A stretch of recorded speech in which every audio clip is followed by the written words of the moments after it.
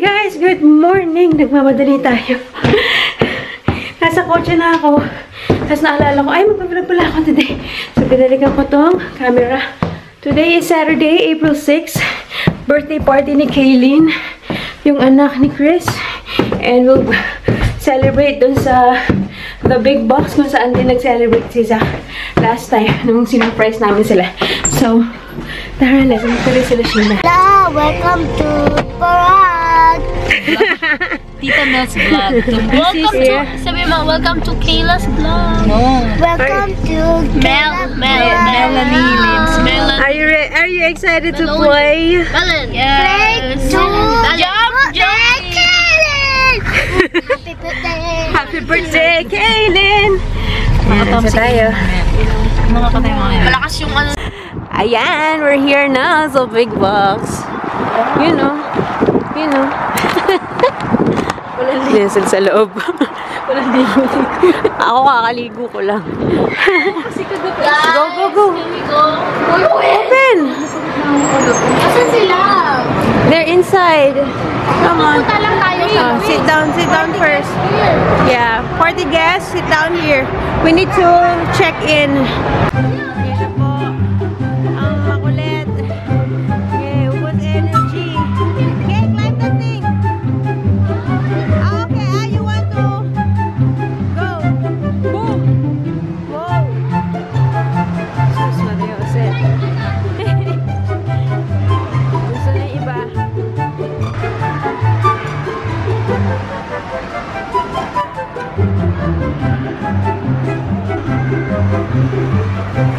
Whoa, so chill. Okay, watch out first.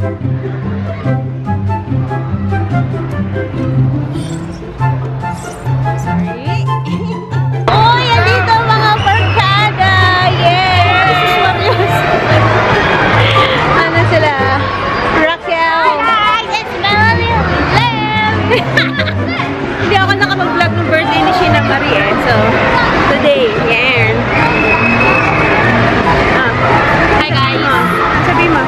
Thank you for this sponsor, Big Box. Feeling!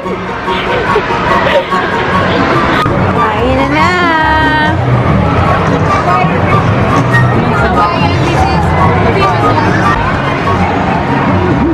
Have you used it? Have you used your cards? You haven't? Mukha. Lucky ito close. Back up. Oh.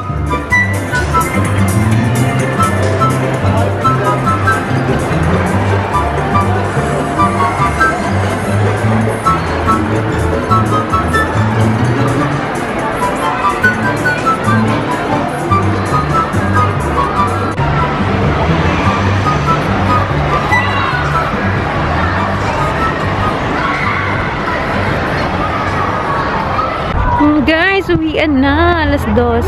Na si Carissa yun. Ano na kami? Maaraw pero ang labig. Uwi na tayo. Sabi ni yung... Hey guys, we're home. It's 3 o'clock. And I need my coffee. Kape ko pala kahapon. Hindi ko pa natapon. Nandito. Anyways, yeah.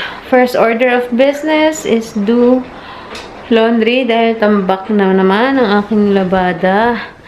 So, nagsalang ako. 2 salang na naman tayo today, guys. And, syempre, idiretso tupi na natin. Well, yung sa amin ni Daddy kasi yung mga kids, they fold their own clothes. It's been like magto 2 years na siguro nilang ginagawa yan. So, yun. Yeah. Kapagod. Yung sa bouncy, yung mga bouncy castle, alam mo namang matanda ka na eh kapag ka nahihilo ka na dun. Pag nahihilo ka nang tumayo sa ganon, or para ang bilis mo mapagod, or ang sakit sa legs mo kaagad. Yeah, yan ang sign. Yan ang senyal sa matanda ka na talaga, girl. Anyway, so, yan, hinatid muna namin sila Sheena. Then, diretso, uwi na. Hindi ko alam kung niisip ko, since may time pa naman, or maaga-aga pa, parang gusto kong gawin yung pap smear ko today. Alam niyo yung letter na dumating sa akin na pina-follow up na ako ng pap smear. Hanggang ngayon, hindi ko pa nagagawa. Tinatamad naman kasi ako, tsaka I'm scared. Pero, yeah, i-check ko muna kung open sila. Tapos, yeah. And then, hindi na ako nakapag-vlog pala, guys. So, today is April 6. I was supposed to vlog nung April 4. Pero kasi parang biglaan, tapos nalimutan. Parang nawala rin sa isip ko. So, April 4, may pasok ako. Etong week na to, sunod-sunod yung pasok ko na panggabi. Pang 5 o'clock. So, pagod-pagod talaga every night. Pag-uwi, plakda. Ano ito? So, noong April 4, may pasok ako noon. And buti na lang, spring break ng mga bata. So, di ba nga sabi ko, pag yung pasok ko is alas 5 pa, ayokong gumising ng 7 or 7:30 para mag-prepare ng almusal, baon nila. Kasi, hindi na ako makatulog ulit. So, ang nangyari, buti na lang, ay spring break nila at we didn't have to wake up, di ba? Tulog lang kami. Tapos yun na, syempre, pagkagising, mag-start na ako magluto ng tanghalian. Syempre, para hanggang dinner nila may kakainin. So yun, pagkatapos ko magluto, mga 2 to 2.5 hours sa kusina, hihiga lang ulit ako. Tapos maliligo na, magpe-prepare. Syempre, kakainin pala. Pero tinatry kong kumain kapag yung alas 5 yung pasok ko. So, ngayon sa umaga, habang nagluluto ako, kumakain din ako ng almusal para medyo busog ako pagkatapos kong magluto. So, kakain ako mga alas 2, ganun, or alas 3. Para pag umalis ako, medyo busog-busog pa ako. Pero minsan din, sabi ko kasi para busog pa ako, tapos pag uwi ko, hindi na ako kakain. Pero minsan, sa pagod ko at gutom, makain pa din ako. Yan, tayo na pa yan. Diyos ko, Lord. Anyways, ano to?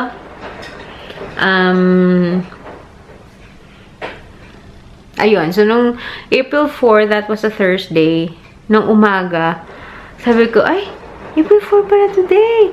It's our 1-year anniversary dito sa Canada. So, April 4 kami dumating, obviously, from last year. And, sabi ko, and since nag-start na akong mag-prepare kasi ng lulutuin na that day, sabi ko, magluluto na ako ng lunch para dito kami kakain. Tapos, aalis na lang kami ng mga bandang 2. And, meron kasing dumaan sa Instagram ko na, kainan or parang dessert place na dito malapit sa amin. So, sabi ko, parang doon na kami mag-celebrate konti, ganyan, dessert. Si Vince hindi naman kumakain ng ganun. So, kaming 3 lang basically ng mga anak ko. Anak ko lang. Kami lang 3 ang kumain ng mga pancakes, croffles, and waffle, ganun. So, ayun, so, nag-prepare lang din ako. After namin kumain, nag-prepare na ako for work. Tapos, umalis kami. And ang lakas ng snow that day, April 4. Hindi ganun yung inabutan naming weather last year. Ibang klase yung April 4 this year. Sobrang lakas ng snow. So, ayun. Mas kaya maaga, kumain kami doon. Tapos, hinatid nila ako sa work. And then, yeah. Yun na. But yeah, I'll insert some pictures that day ng mga pinagagawa namin. Kala mo naman dami, kumain na naman kami din. Para lang to celebrate or meron kaming remembrance ng like, first year.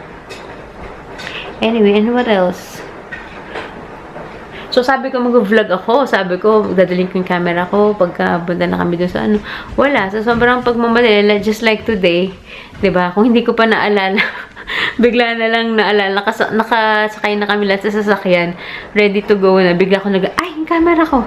So, nakakalimutan ko na mag-vlog. And, yun. Friday, may event kami ni Sheena. Meron kaming pupuntahang black tie event. Yes, first time to.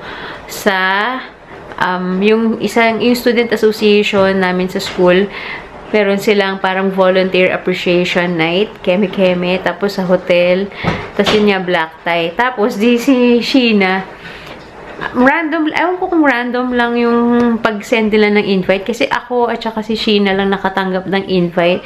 Pero sila, Jen, sila Chris, nag-volunteer din naman sila doon sa Student Association.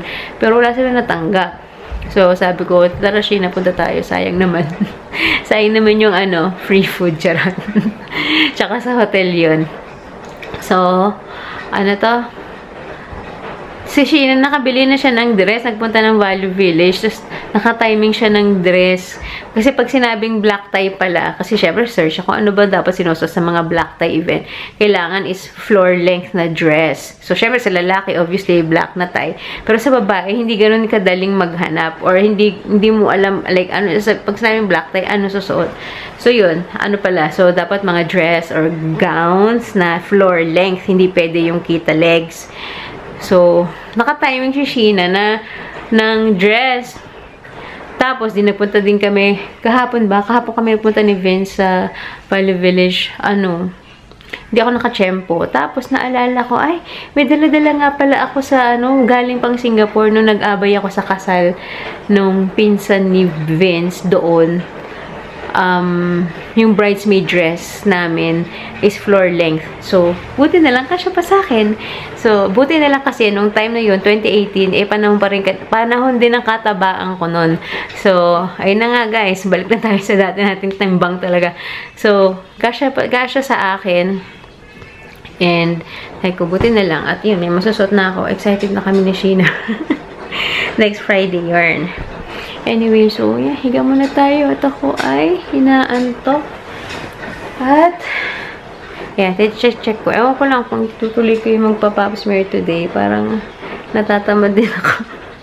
You'll see. Guys, kamusta naman? Hindi ko na-end yung vlog kahapon. Sobrang, nakatulog din ako. Diba sabi ko, bala ko pumunta dun sa gawin ko na yung pap smear ko, yung laboratory. Last year pa to. Di tinamad ako kasi inantok ako eh. Pagod. So, now, it's 1:20. Almost 1:20. Sabi ko, gawin ko na to ngayon. So, dito na yung aking mga papeles, yung aking laboratory, tsaka yung letter from Alberta government na ini-invite ako na pap test. Is pap test the same as pap smear test? I think so naman.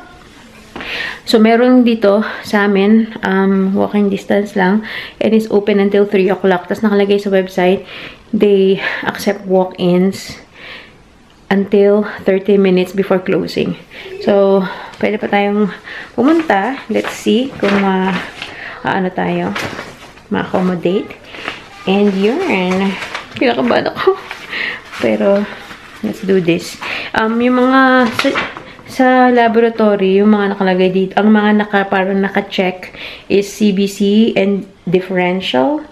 Tapos, I'm not gonna pronounce this. Okay, I'm not gonna even try. Pero, yung parang abbreviation niya or acronym is ALT. Isa is creatinine, tas isa hemoglobin A1C, sodium, potassium, tapos lipid panel, and then thyroid stimulating hormone or TSH. And yun lang yung mga walang sugar level. Gusto ko sana malaman yung sa sugar level ko.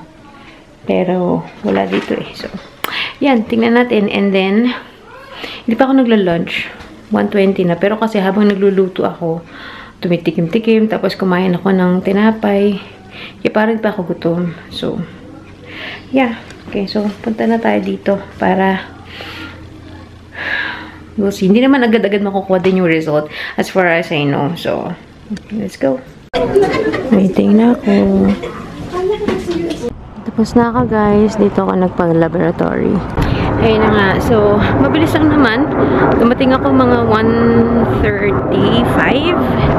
Tapos may pila papunta sa, parang pila para dun sa reception para ma-check-in ka. So, 1:40 nung ako na yung turn ko na. And then, natawag ako mga 2:03. Tapos nag-type. Pinunan ako ng dugo, 2 vial or tubes. And then I'm done. So like, ilang minutes lang yung mismong pagkuha ng dugo, mabilis lang. Anyway, tawid mo tayo guys. And then yung result, ipapadala. Doon yung family doctor namin dyan banda. Pero sarado sila ng Sunday. So, tinanong ko kasi yung aking pap test. Kung ginagawa nila dyan, hindi daw. Sa family doctor daw yun. Or sa clinic daw yung ginagawa. Eh, yun nga, sinsarado yung clinic namin today. Hindi ko nagawa.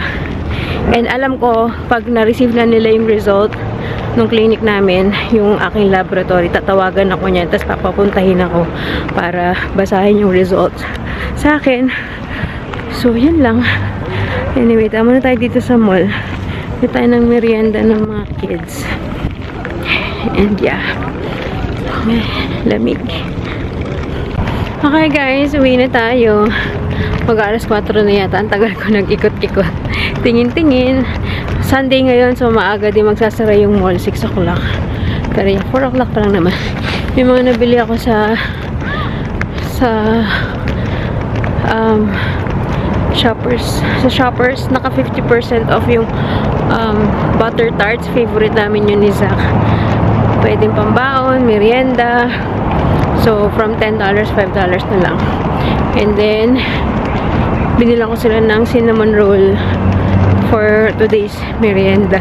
Pero, yeah, hati na sila kasi malaki yung cinnamon roll na yun. And yeah, dumaan din ako ng Dollarama, bumili akong shower curtain. And yun. Okay, let's end the vlog at home. Kasi, meron pala akong vlog yesterday, no? Iko-combine natin today. So yeah, see you later, guys. Okay, I'm back. Oh my gosh. Kapagod.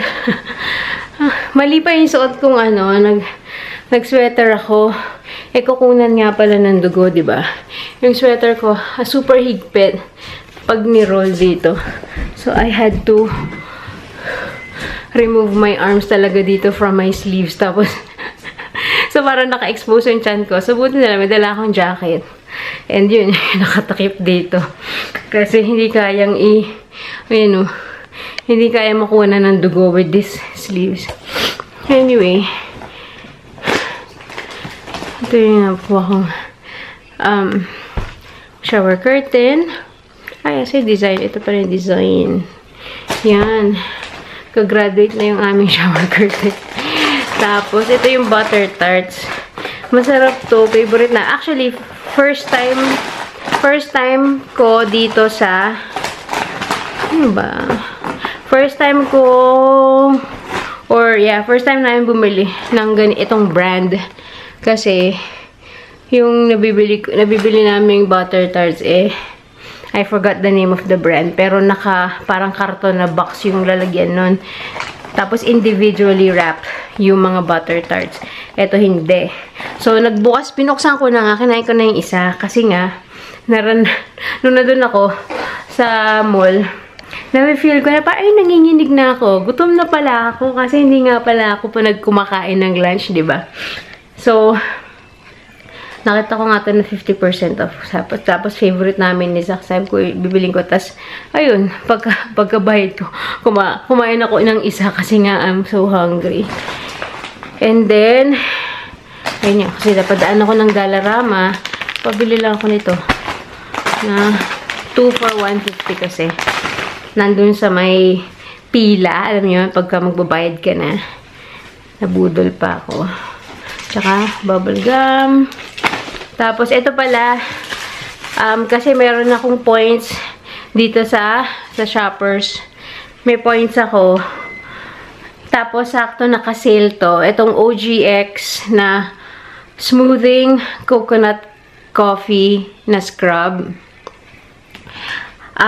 Fina-follow ko si Carol Rivera sa TikTok. And yung content niya is more on perfume. Basta kung paano ka magiging mabango. Mga ganun ba? Parang bath routine.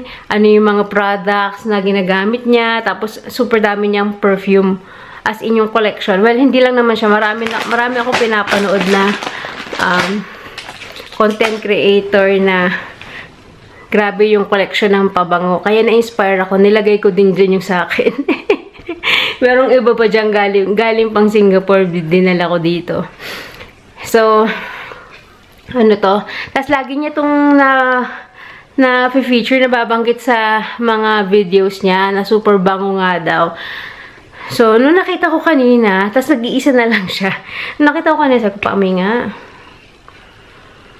Sabi ko, ay, mabango nga. Ay, bumula. So, tapos naka-sale pa siya. Tapos, yung points ko, sakto, pwede siyang ipang-redeem. So, ni-redeem ko dyan. So, ayun. Yun lang. Yun lang yung nabili natin sa Shoppers. At, yun, na ano na rin ako na mag-layer-layer ng pabango. Or like, yung talagang dapat from paligo pa lang, mabango. Well, kasi dati, gusto kong yung parang, kung ano yung body wash mo, yun din yung lotion mo, tas yun din yung pabango mo, para talagang mas long-lasting yung pabango. Pero right now, hindi lahat ng pabango ko, meron akong kapartner na body wash, yun yung problema. So, pwede naman na, kunyari, coconut, vanilla, or whatever yung body wash mo, tas maglo-lotion ka din ng, kunyari, vanilla, ganyan. Tas pwede mo patungan ng ibang, ng ibang, notes ng perfume, mga ganun. So, ayun, nahilig ako manood-nood ng mga perfume videos sa sa TikTok. At ako ay nainggan yung mangolekta ng pabango. Ay, nako. Ang dami kong gustong maamoy, matry na pabango. Dahil sa kakanood ko. Parang nakaka-intriga yung mga reaction nila. Siyempre, yung pag-describe ng amoy is different, diba? Kesa yung sa maamoy mo itself. So, ang dami-dami kong pabango na nai-intriga ako na maamoy. Kanina, dumaan ako sa Shoppers, meron din silang kasing perfume section. Yun, nag-amoy-amoy ako kanina. Meron akong tinester. Ay, nasa ko yata. Hindi ko lang maalala kung ano to. Givenchy yata itong tinester ko. In-spray ko. Yung Lane to It. Tama ba? Pero nakita ko, dalawa siyang klase eh. Hindi ko na maalala kung ano to. In-spray ko. Pero more like mature scent to. Hindi ko bet. Anyway, so yun lang guys. Let's end this vlog. Kasi hindi ko alam kung gaano kahaba yung magiging vlog ko today.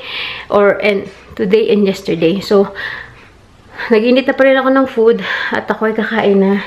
I'm so hungry. So, with that said, I'm gonna end this vlog. Thank you for watching. And I'll see you on the next one. Bye guys! Good night! Ay, 4:30 pa lang. Good afternoon!